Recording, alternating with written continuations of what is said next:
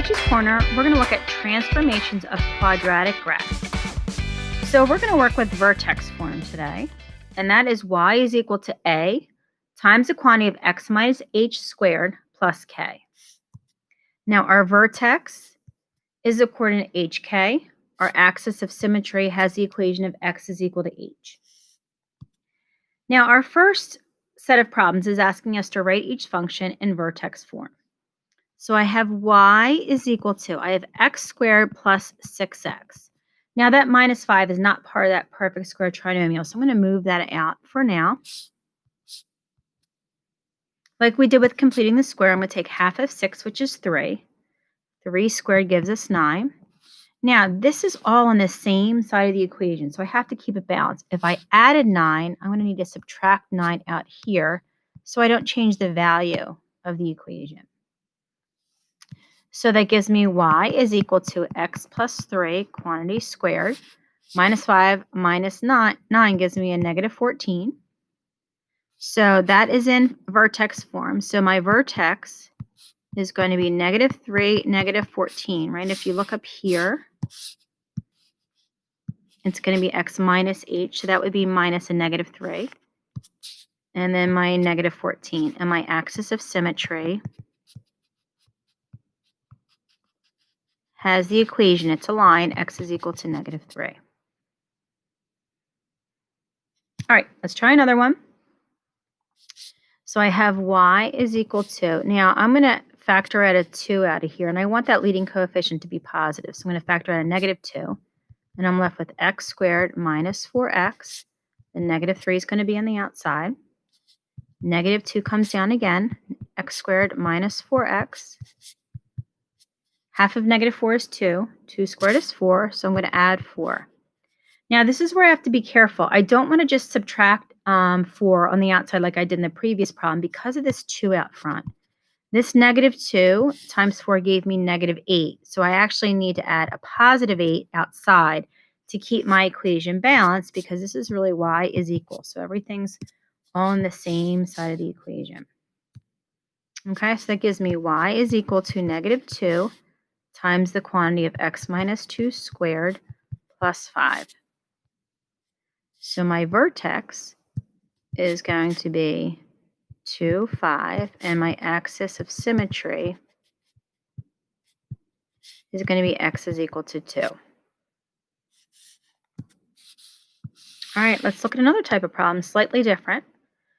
So I have y is equal to, again, I'm going to factor out a 3 here. I'm left with x squared minus 2x. Again, bring that 3 down. I have to say x squared minus 2x. Half of negative 2 is negative 1. 1 squared is 1. Added 1 inside. Now again, though, it's 3 times 1. So then I'm going to need to subtract 3 to keep that balanced. So I have y is equal to 3 times the quantity of x minus 1 squared minus 3. Okay, so my vertex is 1, negative 3. And my axis of symmetry is equal to, is x is equal to 1. Okay, now we're going to get more towards some graphing now. We're going to write an equation in vertex form given the graph.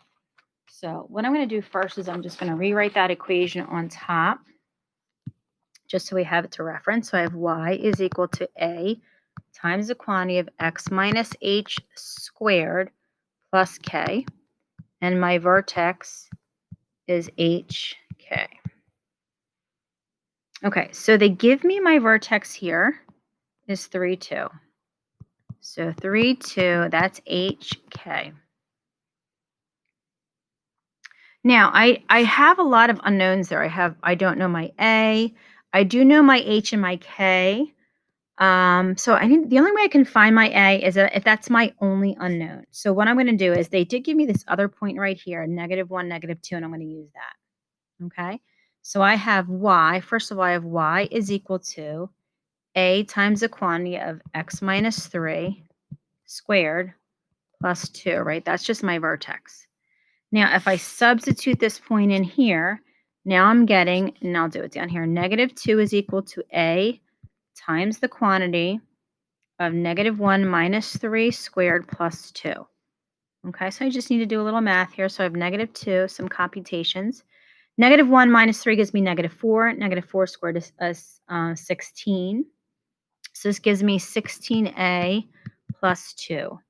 Bring my 2 to the other side. I have -4 is equal to 16a. So a is going to equal, that's -4 over 16. So that's -1/4. So when I write my final equation, I have y is equal to -1/4 x minus 3 squared plus 2. So that's the equation of that given parabola in vertex form. All right, let's do another one. So again, we're going to do the same thing. So I have -1, -2. That's my vertex. That's my HK. So I have y is equal to a times the quantity of x plus 1 squared minus 2. Okay, so now I'm going to figure out what my y is and my x is, so I can use that to find a. So again, I'm going to use this point that they give me here. So I have 13 is equal to a times the quantity of -4 plus 1 squared minus 2. So that's 13 is equal to -4 plus 1 is -3. 3 squared is 9. So that's 9a minus 2. So 9a is equal to 15. So a is equal to 15 over 9, which simplifies to 5/3. So my final equation in vertex form is y is equal to 5/3 times the quantity of x plus 1 squared minus 2. Okay, if we look at this chart, there's a lot of different things we can look at. First of all, our horizontal translation from left to right. If h, we're looking just at h units now. To the right, it means it's to the right if h is positive. So remember, it's x minus h. So in this case, our h is positive, it's 3. So if you see, we shifted from our origin, we shifted to the right 3. If you look at number 5 here, we shifted to the left 1 because that's actually has a h value of -1. Now, if you're looking at our k value, which is outside, right? If you look at our formula, it's that number that's outside. If it's positive, it's going to go down. I'm sorry, if it's positive, it's going to go up. If it's negative, it's going to go down. So right here is 2. So from our origin, we also then went up 2. And the same thing in number 5. Our k value is -2, so we went down -2. We went down 2. Now, we already talked about whether it goes up or down, right? A positive a value goes up, like in number 5, and opens up. And if a is less than 0, the graph opens down like it does in number 4. And looking at this last one, we're talking about dilation. So if my a value, if the absolute value of the a value is greater than 1, it gets really narrow up top, something like this, right? Which is what happened in number 5. 5/3 is greater than 1, so it became very, very narrow, got stretched there vertically. Now, if we have something like something in between, the absolute value is a fraction in between 0 and 1, like it is in number 1, I'm sorry, in number 4 above, it's gonna flatten it a little bit. It's gonna be more stretched out, something like that. It's compressed vertically. So again, you can see that up top, this graph right here is just kind of pulled apart a little bit more. It's stretched out vertically. Okay, so let's graph some and see how we do. So it's already in vertex form, right? So our vertex here is 1, 3. We know our axis of symmetry is going to be x is equal to 1. So 1, 3 is going to be here. Now, we know that this is gonna open down, right? Because that's a -2. So instead of worrying about the transformations, am I going up, down, left, right? I mean, you can certainly memorize that, but it's just as easy. If you know that that's the vertex, just pick a point on either side, right? I'm going to pick 0 and I'm going to pick 2. I'm going to keep it nice and easy for myself. I'm going to substitute it back in the original. So I have y is equal to -2 times 0 minus 1, quantity squared plus 3. So that gives me 0 minus 1 is 1. Negative 1 squared is 1. 1 times negative 2 is negative 2 plus 3 is 1. So I have 1 point at 0, 1 is there. Same thing with 2. So I have y is equal to negative 2 times 2 minus 1 squared plus 3. 2 minus 1 in parentheses is 1. 1 squared is 1. 1 times negative 2 is negative 2 plus 3 is also going to give me 1, which it should, right? We want it to be nice and symmetric. So I'm going to open down. Just remember when you're graphing, it looks like a U, not a V, right? V is absolute value. All right, let's do one more.